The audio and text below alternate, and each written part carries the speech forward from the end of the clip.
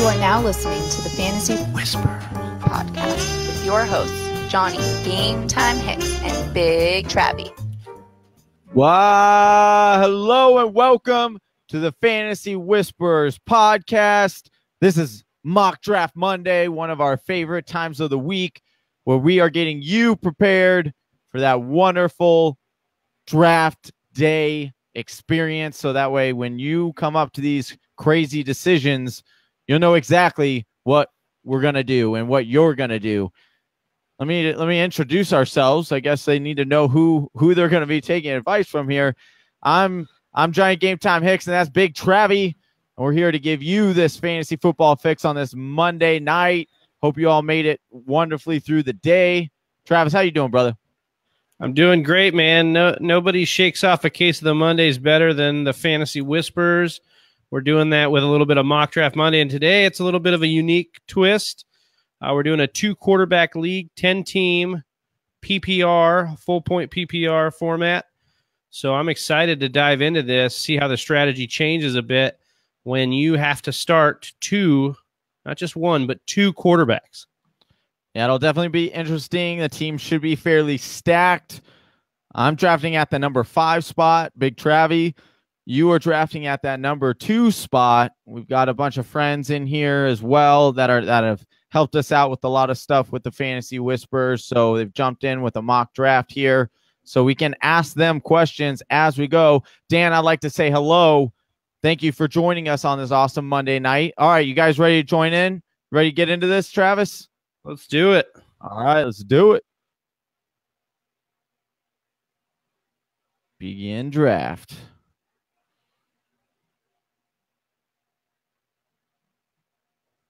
All right, let's put this. All right, so number 1 goes Le'Veon Bell. Not too big of a surprise here. Go ahead and then switch these over. Yeah, and I just went ahead and took Todd Gurley 2nd overall. As we get closer to the season, you're going to see David Johnson, especially in PPR formats, creep his way into the discussion. I don't think there's a wrong answer here. Le'Veon Bell, Todd Gurley, David Johnson, they are all, especially in PPR formats, monsters at the running back position. They just don't make them like they do anymore, and these guys hold on to that bell cow role.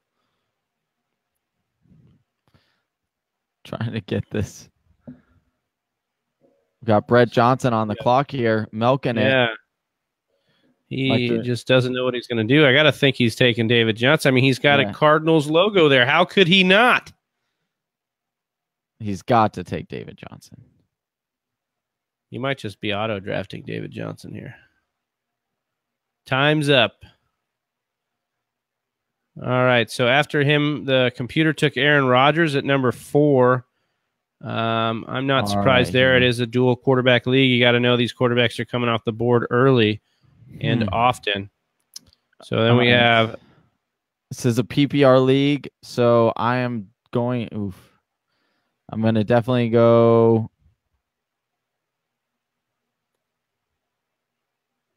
I'm going to make you guys sweat. I'm going to go PPR, Antonio Brown.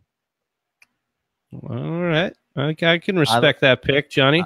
I love Zeke, but in a PPR league, Travis, you know as well as I do, Antonio Brown is a beast. Yes, sir. He's going to be beasting on him. All right, so we saw Bert Zubu, or our buddy Brett Zabo, select Zeke Elliott. And DeAndre Hopkins went after him. Melvin Gordon was after that. Alvin Kamara to the creditor, a.k.a. John Credit there at the end, or at the 9th position. Now Matt Potvin will be up at the 10th position. He'll be turning around after he takes Deshaun Watson as his first pick in the first round. What do you think about that pick, Johnny? I think it's way too early to take. Even in a two quarterback, I think there are too many good quarterbacks still. Like Russell Wilson, we have him ranked above. Like, I understand the high upside. you get from Deshaun Watson. But to me, I would rather go with a guy that I know is tried and true over a 7-game sample size. So we've got right after Russell Wilson went Kareem Hunt, Odell Beckham Jr., Leonard Fournette, and then now I am up.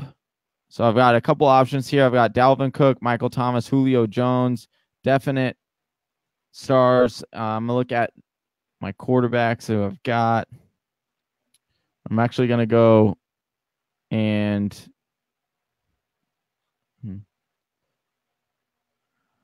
I'll lock up my wide receivers here.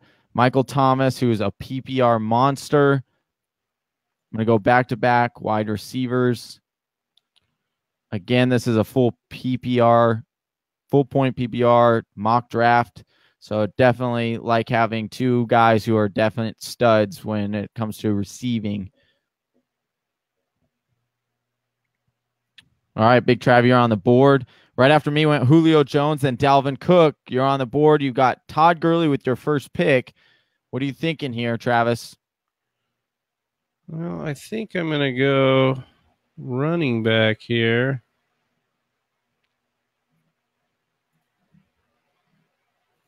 Still think the running back is super important in a PPR league.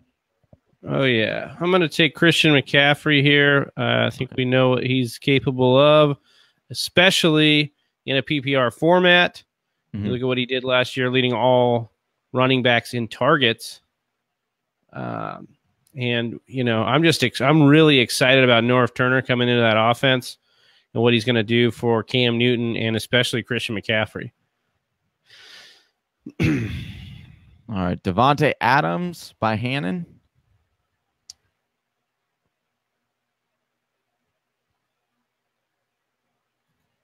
Perfect. This is just how I wanted this to go. I think I'm going to complete my PPR dominators here with Keenan Allen. So I like that pick a lot there. I think as far as the targets he was getting last year, he was up there with Antonio Brown as far as targets in the NFL. So PPR format, this is actually the way Keenan Allen kills you. I mean, he catches a ton of balls for a lot of yardage. He's not going to go deep on you a lot, but he is going to be worked a lot in that offense, especially with Hunter Henry out. All right, I'm going to go with a guy. I'm going to grab a running back here, and I think that this guy has top 12 potential, especially in a PPR league, and that's going to be Jerick McKinnon. Definitely my favorite running back on the board at this moment. You look at Joe Mixon still on the board and Derrick Henry. Joe Mixon is an intriguing guy, but there is some concern there at whether or not Giovanni Bernard is going to take some targets away from Joe Mixon. So I like myself some Jerick McKinnon in that third spot to really shore up another position for me.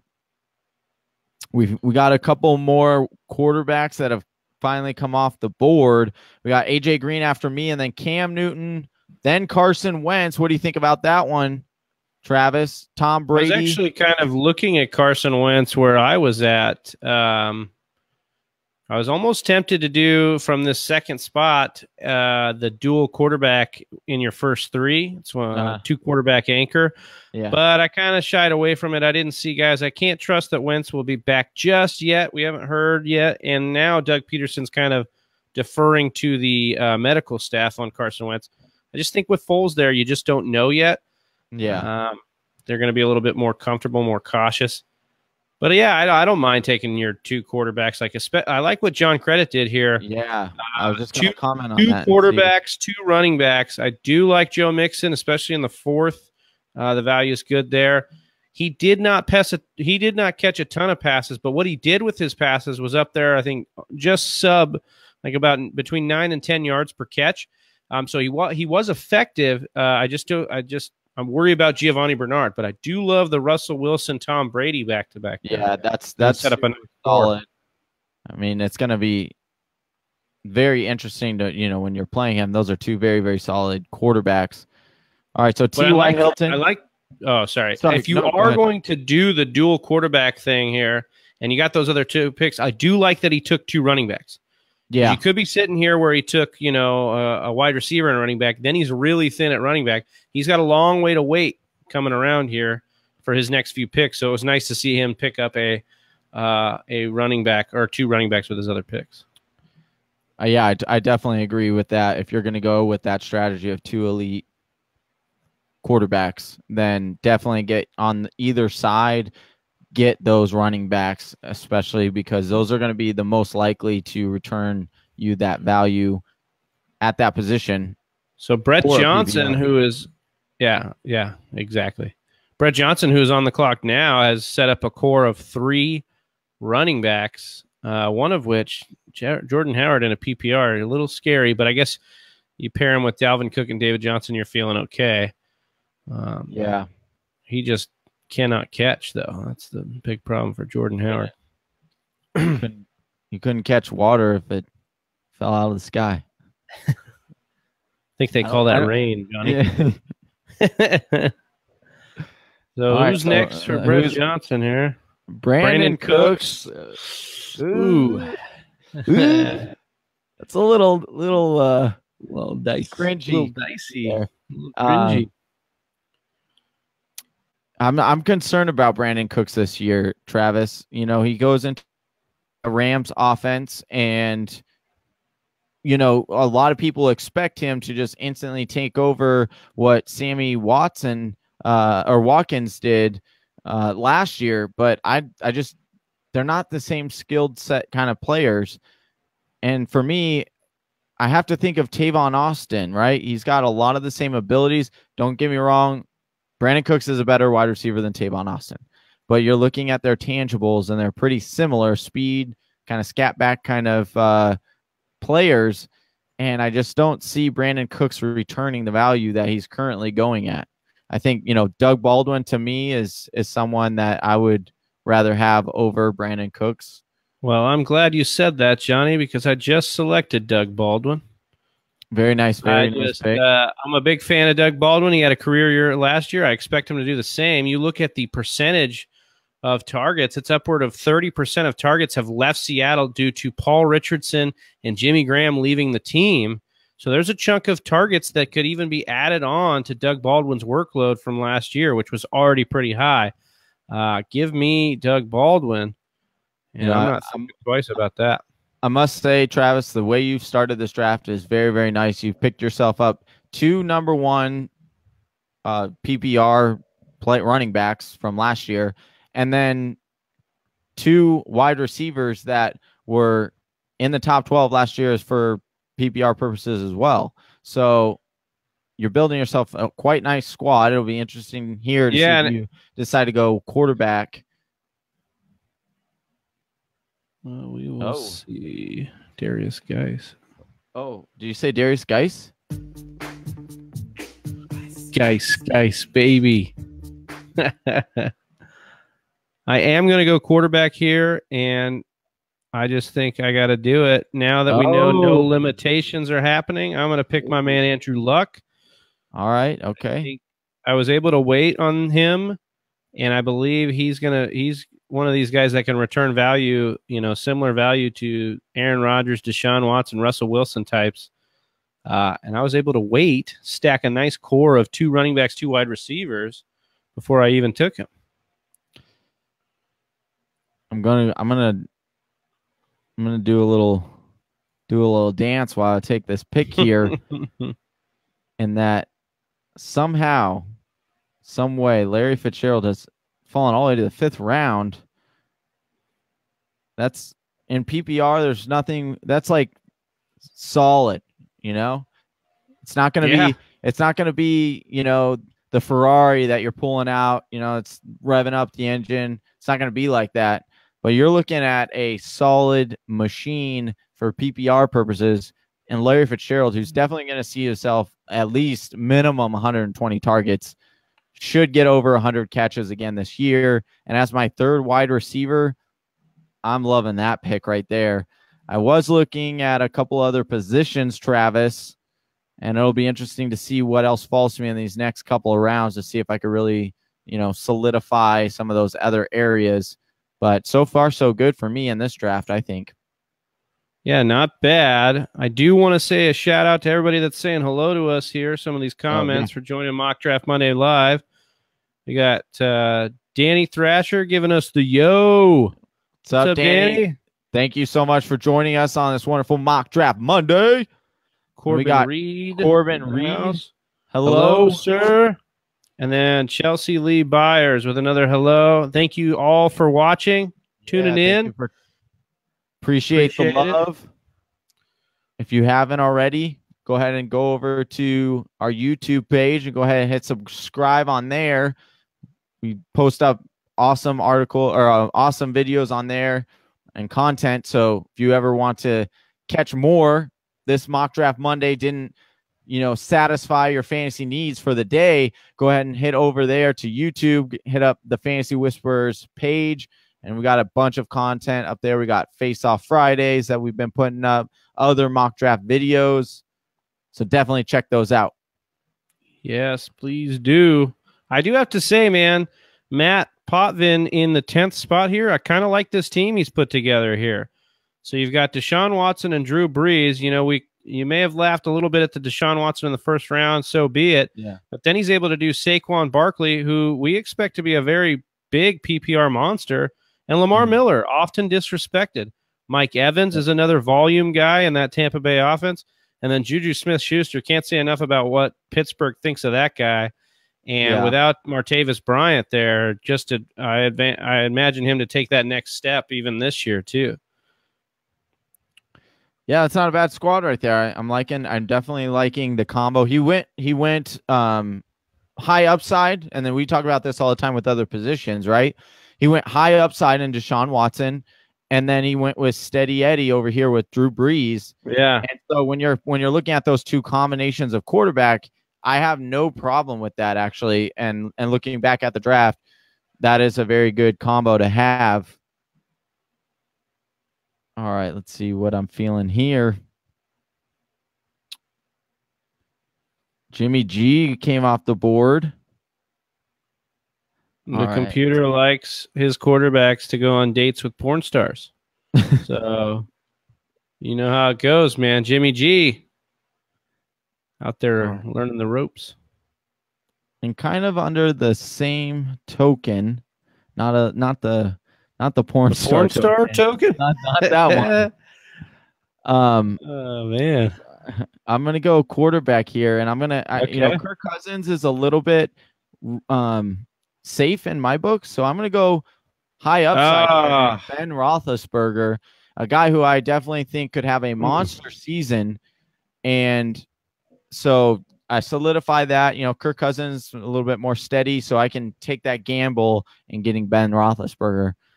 Looks like also we got ourselves a quarterback run in the 6th round. So first went Jimmy Garoppolo, then Mark Ingram came off the board, and then I went with Ben Roethlisberger, and I was followed by Patrick Mahomes, a guy that I know you're big on, Travis, and then Matthew Stafford. What I wanted. Then Matthew Stafford by Brett. I was actually contemplating between Matthew Stafford and Ben Roethlisberger, but considering the other quarterback that I had, I felt like I needed to try to stab at a quarterback that's could have the potential to return big on my investment, where Matthew Stafford, don't get me wrong, I love him. I think he's a great quarterback, but we know what he's going to get you. He's going to get you, 4,000 yards and 25 touchdowns, somewhere around there, 25, 30 touchdowns. Ben Roethlisberger has the ability to get up there in like the 36 touchdown range on a high end. Probably more like 33, 32 this year. Oh, Travis with the Sony Michel. Well, I like that pick. I like that combination to go with your running backs you already have. And then after you went Allen Robinson, then Phillip Rivers, another quarterback bites the dust. Travis, what are you thinking here, man? Man, there's just a couple of nuggets here that I like, but got to make that tough decision. Yeah. I think I was going to go second quarterback here, but I think I am going to wait. We saw a run happen already, so I might have the flexibility to wait. And so because of that, I'm going to go another PPR maven, and that's Dion Lewis. Nice. Okay. So I'm just going to try and stack a bunch of these skill position guys that I know should get a good amount of volume, especially in the passing game. Mm-hmm. So I feel comfortable with where my wide receivers are at, and taking Andrew Luck. Yes, Andrew Luck is a gamble. It is a 2-quarterback league, so that is a little dicey. But once again, quarterback is still deep. I mean, even in 2-quarterback leagues, you still have a chance to kind of maneuver. So why not stack up some depth here? For sure. Right after you went Matt Ryan, then Jarvis Landry, who I'm actually rising on as the news comes out today about Josh Gordon. We'll get into that tomorrow's show about the fantasy impact. Travis and I both have a little bit different perspective on that, so we'll give you that tomorrow. And then I went with Rashad Penny. I want to shore up my running back, get my second RB2. When, the news came out yesterday about Rashad Penny possibly not starting week 1. Listen, I think this is all noise. I'm not concerned about it at all. To me, Rashad Penny is way better than Chris Carson. Don't get me wrong, Travis, I know that's your boy. I know you're a little hurt right now with what I'm saying. But way better. Way better? I mean, man.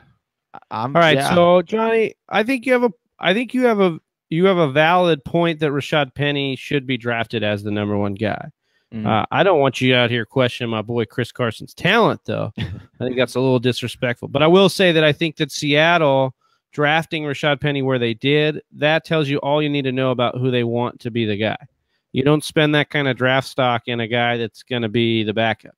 And I think anything with Chris Carson noise coming out, sorry, Johnny, anything with Chris Carson noise coming out right now is probably motivation for Rashad Penny. Like, yeah, we drafted you, but don't think that the job's just yours. Like, there are other guys here. Go and earn it. And, Rashad Penny is a talented back, so he should earn it. The other thing I want to point out here is you look at this Seattle's offense and defense, frankly, too, or just this team in general. They have so many holes, and to spend such a high draft pick when they had very few draft picks on a running back in the first pick of theirs, that's saying a lot. They're not going to bring that guy in. Yeah, he was one of the top ones in the nation, one of the top backs in the nation as far as yards before contact. And he's going to need that because that line is pretty bad. So you're already on the other turnaround here. So tell the people what you're thinking. So I'm going to go a little bit more balanced. I've got 3 very solid wide receivers. There are a couple wide receivers that I really do like here. Especially in a PPR, and but there's some running back gems that I really like here, and the value. So I'm going to go Tevin Coleman here with my 8th pick. I like him a lot this year, and so that just gives me another little bit of running back depth, which is always nice to have. Oh man. Did I take your pick again? No, the computer, I just noticed I was gearing up for my next pick. The computer took my Alex Smith little sleeper second quarterback pick here, man. You have been preaching him a little bit, and I must say that as we get to closer and closer to the season, I'm actually getting a little bit higher on him. Don't get me wrong. I think there are a couple other quarterbacks that are on the board still that are going to have a better season, but Alex Smith is going to be Alex Smith. Yeah, he expanded his game a little bit last year, and I think under Jay Gruden, there's no reason why he couldn't do that similar to what he did last year. Mm-hmm. Oh yeah, I'm going to take Michael Crabtree here. I think it's great value. I think this is a guy that projects to be high volume in that Baltimore passing game. And as my 3rd wide receiver, why not? Just put some depth together here. Yeah, I like that. Michael Crabtree, those very, very solid receiver. He's going to be the number 1 in Baltimore. They're not going to run it every single down. And although they should. Yeah, they should. I totally agree. But Michael Crabtree, he's a sure-handed guy, and I don't think he's really lost that much of a step.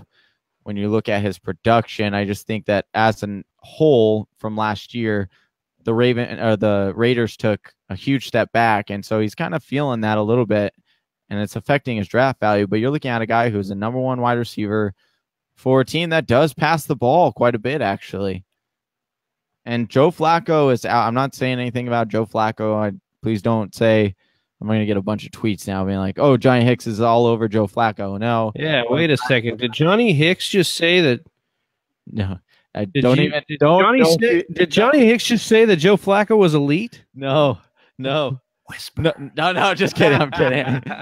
No, but Joe Flacco's going to be motivated a little bit to he doesn't want to give up that job quite yet to Lamar Jackson. So I do see a little, and even the coaching staff has already come out and said, hey, we've seen a little bit of fire under Joe already. So I think that Michael Crabtree, in essence, is a very solid pick where you got him. Oh, and you did it. I was really hoping Dak would fall around to me. Dak, I'm really high on this year. That in seriousness, whisper. That is my quarterback whisper this year is Dak. And you'll get a complete breakdown of me and Johnny's whispers and wannabes for this season if you sign up for our draft kit online. No money, no ifs, ands, or buts, no gimmicks here. You give us your email address, you join our newsletter, we will give you our draft kit for free this year, and it's got all sorts of goodies in there, including our PDF cheat sheet with our whispers, our wannabes, our consistency rankings, our video profiles, our draft profiles that are written out, some really good content in there, so be on the lookout for that. That's coming out. And, Johnny will tell you all about Dak Prescott in that draft kit. That's for sure. I'm just taking my second quarterback. Of all those guys that are down there, I look at offenses, and he's got one that's poised to make some noise this year. So, well, that was quite impressive, Travis. Thank you. You're a poet and didn't know it. Yeah, that's right. Poised to make some noise. Oh, no. That's right. You've been... I got sucked in like a tractor beam to your tantalizing talk about our draft kit. Ladies and gentlemen, that's right. It is probably our sixth or seventh mock draft in a row, and our sixth or seventh where Johnny has auto drafted somebody he did not want. Oh, that was awful. There were so many guys that I want on the board, way more than Sammy Watkins. Well, hey, Travis, can you please tell me what is it with every time I get auto drafted? It's an auto draft for Sammy Watkins. Like, this is insane. It's like the computer wants Sammy Watkins to be my whisper, but it's not gonna happen. Yeah, no. Johnny and I, although I do think Sammy Watkins will have a great time in this offense, I just think it's going to be a little bit more boom or bust. It's not going to be predictable. He will for sure have a good time, Travis. He'll have a good time just jogging out there, getting some exercise and getting paid millions of dollars to do so. You're absolutely right. But when it comes to fantasy purposes this year, I am very concerned about Sammy Watkins. Just the inconsistency. If you're in a best ball league, yeah, give me some shares of Sammy Watkins because you don't have to worry about what weeks you want to start him and what weeks you don't want to start him.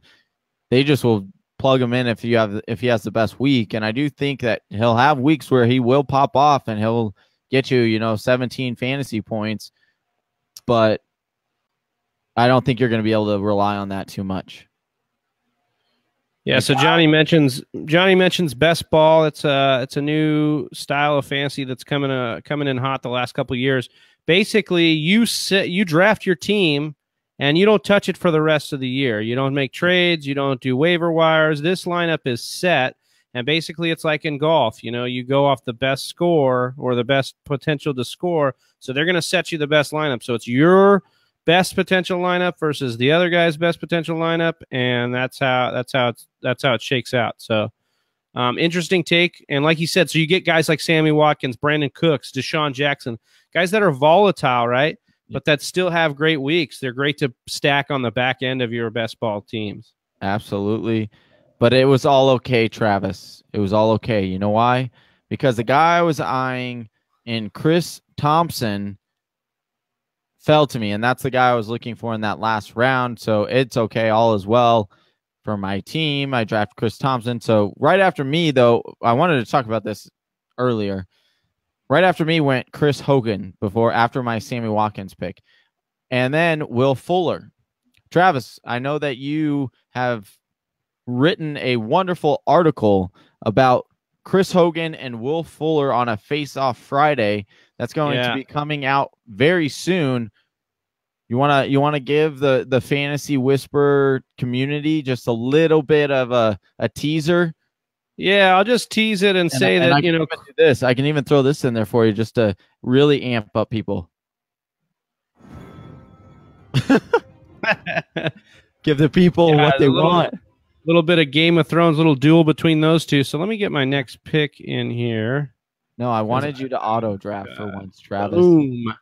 Yeah, unlike Johnny, I'm going to pay attention here to be drafting. So I went Rex Burkhead and Cooper Kupp. I think both of these guys, once again, PPR, little PPR darlings, little Cooper Kupp action. Led the Rams in receiving and receptions last year. I think he just takes the next step, too, with Jared Goff, who he's already had a ton of chemistry with. But yes, back to Chris Hogan, Will Fuller. These guys are getting drafted back-to-back in PPR and standard. So you could be like the computer and Brett Szabo here, having to make a choice between the two. And for me, Chris Hogan is set up nicely, especially with the suspension of Julian Edelman. There are some targets to be had looking at Amendola leaving, looking at Brandon Cooks leaving, and looking at the way the Patriots have run their offense for the last decade. Chris Hogan provides some nice – he has a nice floor and a nice ceiling, and I just think that he is not only the safer play, but probably has a little bit more touchdown upside, if we're being honest. If both guys are staying on the field, what's more sustainable? You know, the 13 catches in which Will Fuller scored his 7 touchdowns, or Chris Hogan, who has a shot to score 10 touchdowns just based on being the number one option in a New England Patriots wide receiving corps. So be on the lookout for that article Johnny said. I'm writing that and a couple more face-off pieces between some players, because there are some tough decisions out there, and you got to really dive in. And you may not have the time, but that's what we're here for. We're going to dive into these things for you, do the research for you, and help you make some of those tough decisions. Absolutely. It's a great article. I read it just yesterday. It's great. It's awesome. Tell everybody you're getting the secret secret readings, dude. The secret whispers. That's right. All right. So right after I went, Kerryon Johnson, then Jacksonville Jaguars defense came off the board.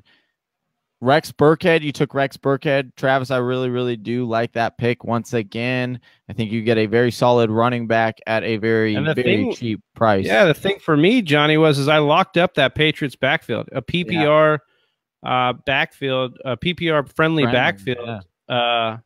I lock it up with Sony Michel and Rex Burkhead. And then you had Devontae Parker and Eli Manning. I want to sit here for a second and just talk about this. You have Hannon drafting Phillip Rivers and Eli Manning. Eli Manning, to me, he is in my tier jumpers.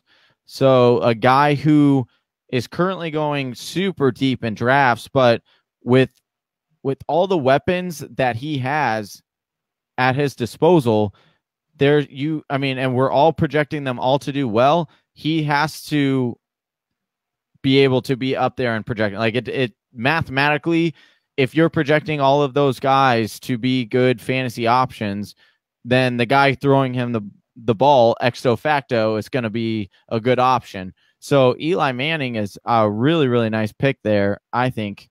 And you're pairing him with Phillip Rivers, so another guy who is really not given the respect by the fantasy community, although this guy has finished as a top 12 quarterback almost every single year of his career. And Travis, I think those are good quarterback picks. If you're going to wait on quarterback like Hannon did and kind of gobble up some of those other positions, I think that's a very solid way to go about it.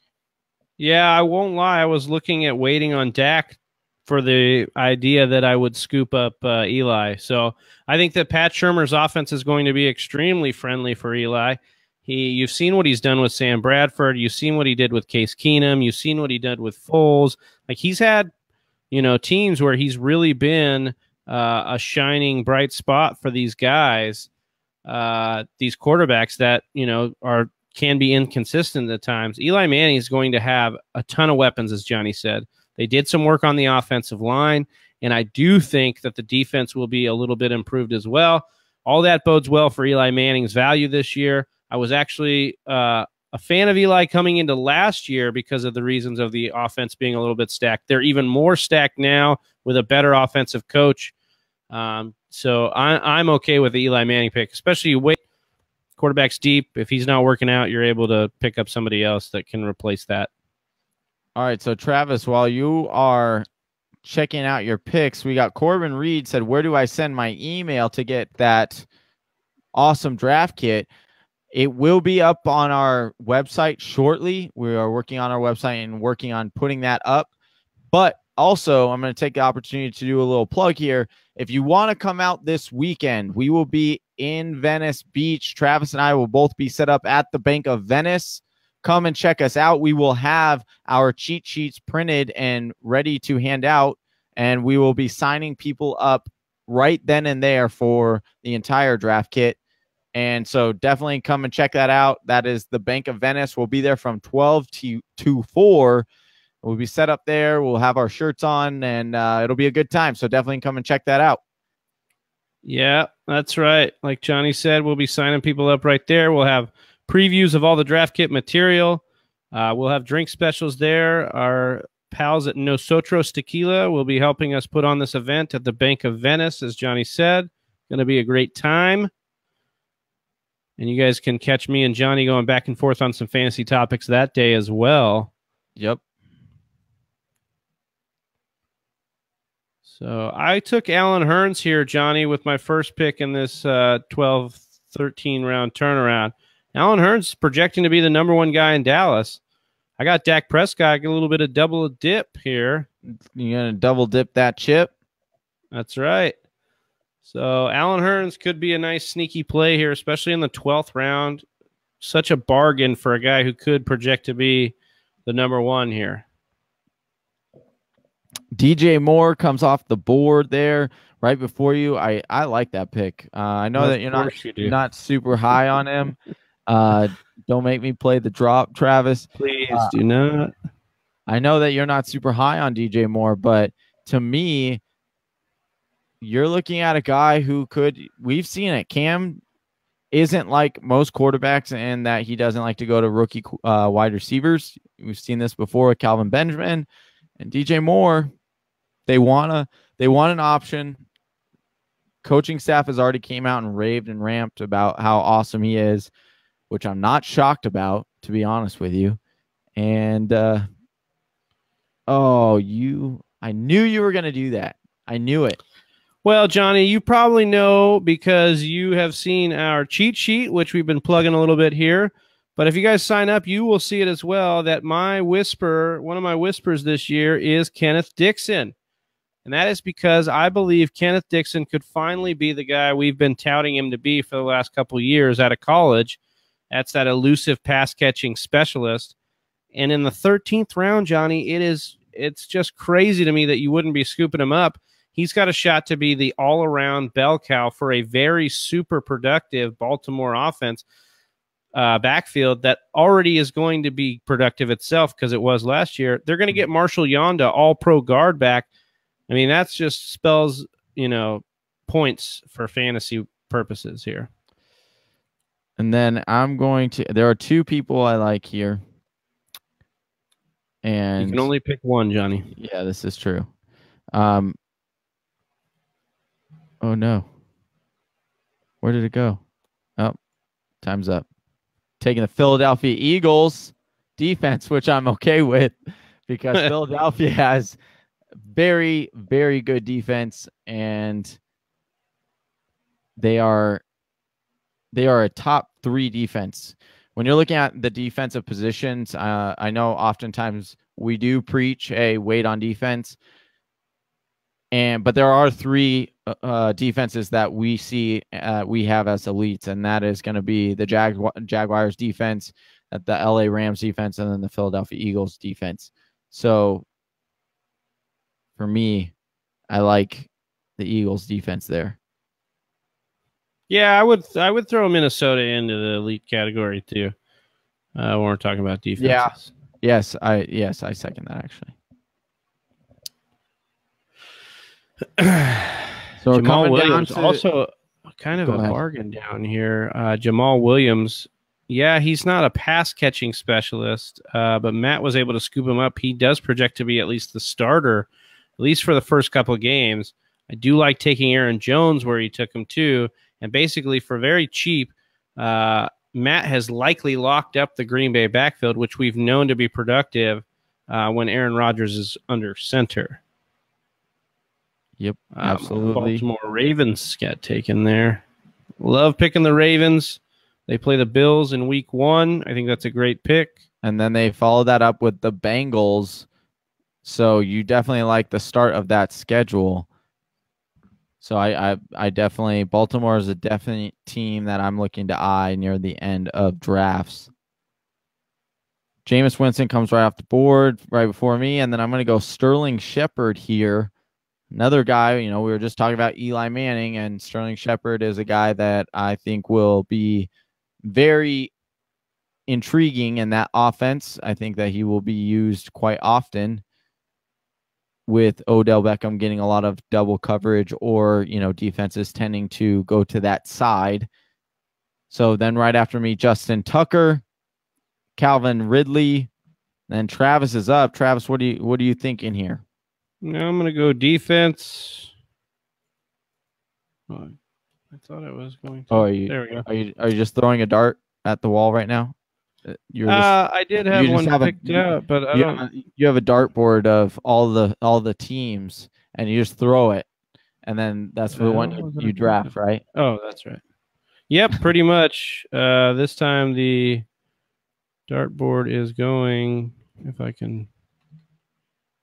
There it is. Man, oh man. So anyways, picking the Lions here. They play the New York Jets, the New York football Jets, the terrible New York Jets in week 1. So give me some of that action. And I'm going to take as my kicker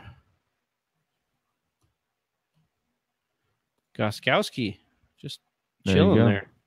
So that'll round it out for me. Like I said, you can stream kicker, you can stream defense. It makes no sense to be pulling them. I know these guys get elite points, but defenses tend to be cyclical. Yeah, there are a few that, at least for fantasy purposes, there are a few that are elite, but spending a pick on them when you could be spending it on an elite position or a skill position sometimes does not make as much sense. And then we've got Brett. He's really thinking hard on this last pick here. Yeah, he doesn't want to make or break his team by messing up on the 15th round. He gets Jack Doyle. And yeah, that's I'm going to take guy that I've been super, super high on and also again in our draft kit here, and Ricky Seals and my 15th round. Now I know I did not draft a kicker, and that is okay with me. I'm going to watch how his things play out, and I will drop somebody and then pick up a kicker right before the season starts. But I like to throw as many darts at the board and see how many I can try to pick up, especially in a 10-member league. Teams are pretty stacked. So the more combinations, the more darts you can throw to try to get a chance at like an elite talent or an every week talent, I definitely take that stab in a 10-team league. For sure. All right, we're down to our last pick here. What's it going to be? It's going to be Dan Bailey. Would not surprise me. Oh, Will Lutz. That's a little surprising.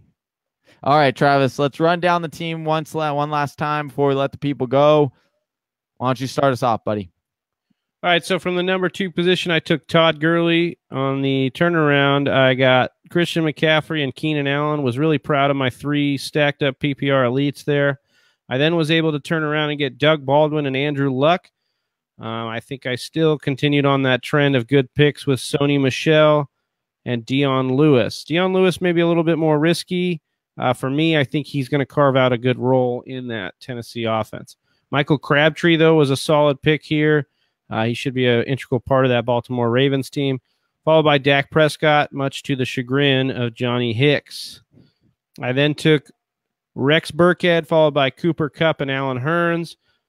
You know, you say what you want about Robert Woods and Brandon Cooks in L.A., you know, Cooper Kupp was the man for them last year.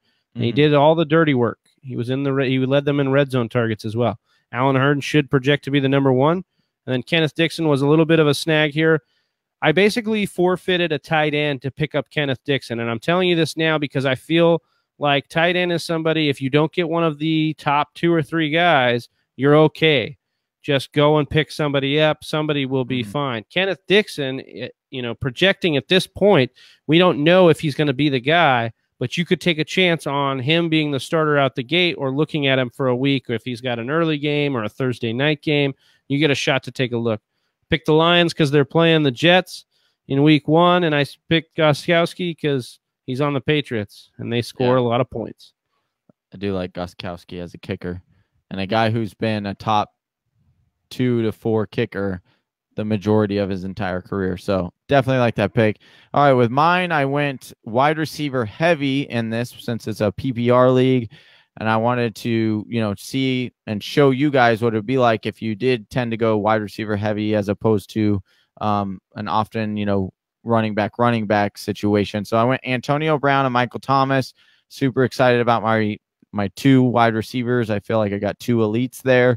And then Jerick McKinnon as my first RB1. I went with Kirk Cousins, a guy that should be a very solid quarterback, has been a very solid quarterback throughout his career. Then tried and true, Larry Fitzgerald. I continued that trend. And then I went with the high upside but high risk Ben Roethlisberger in the 6th round to shore up my second quarterback. Took Rashad Penny in the 7th, and Tevin Coleman fell to me in the 8th. Then the computer auto picked, like it always does, Sammy Watkins for me. And then I turned around and got Chris Thompson, followed by Randall Cobb, a guy that you and I both really like this year in Green Bay. Then I followed that up with Isaiah Crowell. I got the Philadelphia Eagles defense, which is, like we talked about, one of the elites in our eyes. And then Sterling Shepard in the 14th, and then I got Ricky Seals in the 15th. I will say that I second Travis's opinion about the tight ends. If you don't get one of the first 2 to 3, I would say 3, then you are fine waiting on tight ends. So for me, getting Ricky Seals in the 15th round is just kind of a bonus for me. All right, that's it. That's all we have for today's show. Thank you guys so much for joining us. If you want to join us and leave a comment on this video, we will shout you out tomorrow. If you have a question you want to start off the show with, let us know. We would love to put it up. We'd love to answer it for you guys. Again, make sure you guys check us out tomorrow night at 8 p.m. Mountain Standard Time. And check us out this weekend. If you're in that area, in that LA area, come on down to the Bank of Venice. We'll be there from 12 to 4. Travis, got any last words? No, yeah, like Johnny said, we'll be at the Bank of Venice this Saturday, and we can't wait to see everybody that comes out. We appreciate all the love and support, and we'll catch you guys tomorrow night. All right, that's Big Travy. I'm Johnny Game Time Hicks, and we're giving you that fantasy football fix. Peace. Peace. Thank you for listening to the Fantasy Whisperers podcast. You can hear more from John and Travis on Google Play, SoundCloud, and iTunes. You can also follow us on Instagram, Facebook, and Twitter at TF Whisperers.